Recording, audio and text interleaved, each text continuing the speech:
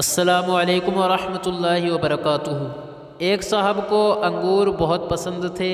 صبح اپنی فیکٹری جاتے ہوئے انہیں راستے میں اچھے انگور نظر آئے۔ انہوں نے گاڑی روکی اور 2 کلو انگور خرید کر نوکر کے ہاتھ گھر بھجوا دیے اور خود اپنی تجارت پر چلے گئے۔ دوپہر کو کھانے کے لیے واپس گھر آئے۔ دسترخوان پر سب کچھ موجود تھا مگر انگور غائب تھے۔ انہوں نے انگوروں کا پوچھا۔ گھر والوں نے بتایا کہ وہ تو بچوں نے کھا لیے، کچھ ہم نے چکھ لیے۔ معمولی واقعہ تھا مگر بعض معمولی جھٹکے انسان کو بہت اونچا کر دیتے ہیں اور اس کے دل کے تالے کھول دیتے ہیں۔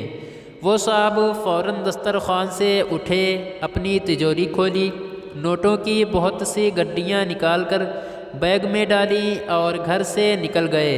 انہوں نے اپنے کچھ ملازم بھی بلوا لیے۔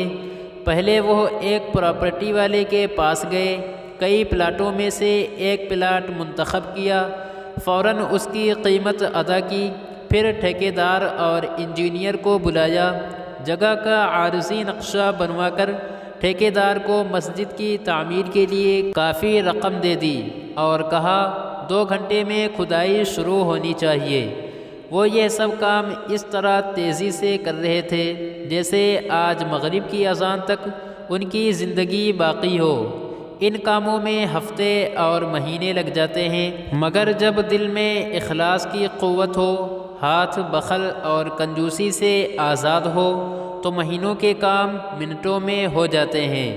یہی صورتحال تاجر صاحب کے ساتھ بھی ہوئی۔ اخلاص اور شوق کی طاقت نے چند گھنٹوں میں سارے کام کرا دیے۔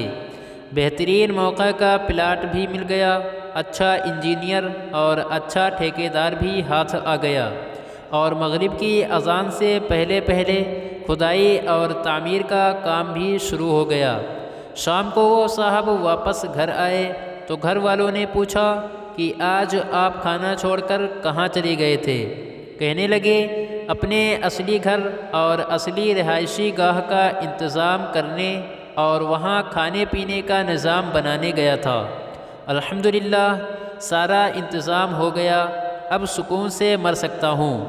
آپ لوگوں نے تو میری زندگی میں ہی انگور کے 4 دانے میرے لیے چھوڑنا گوارا نہ کیے اور میں اپنا سب کچھ آپ لوگوں کے لیے چھوڑ کر جا رہا تھا۔ میرے مرنے کے بعد آپ نے مجھے کیا بھیجنا تھا، اس لیے اب میں نے خود ہی اپنے مال کا ایک بڑا حصہ اپنے لیے آگے بھیج دیا ہے۔ اس پر میرا دل بہت سکون محسوس کر رہا ہے۔